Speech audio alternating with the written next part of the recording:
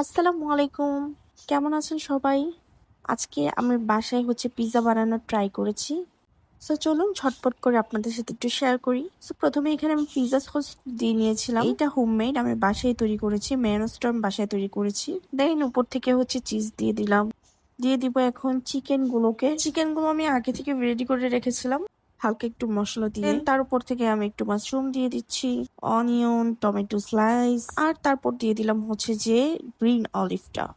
So এখানে আমি green অলিভটা use করেছি, আপনারা ব্ল্যাক অলিভটা চাইলে সেটাও ইউজ করতে পারেন। দেন আমি দিয়ে দিব এটা কুকড হতে। এই পিৎজাটা কিন্তু আমি চুলায় তৈরি করেছি। এটার টেস্টও কিন্তু এত বেশি মজা হয়েছিল, একদম পারফেক্ট যে একটা পিৎজা হয়েছিল। সো আমি কিন্তু দুইটা রেডি করেছিলাম, বাট আরেকটা ক্লিপ নিতে পারি, ভিডিও আপনাদের সাথে শেয়ার করতেছি। চলুন একটু কেটে দেখাই।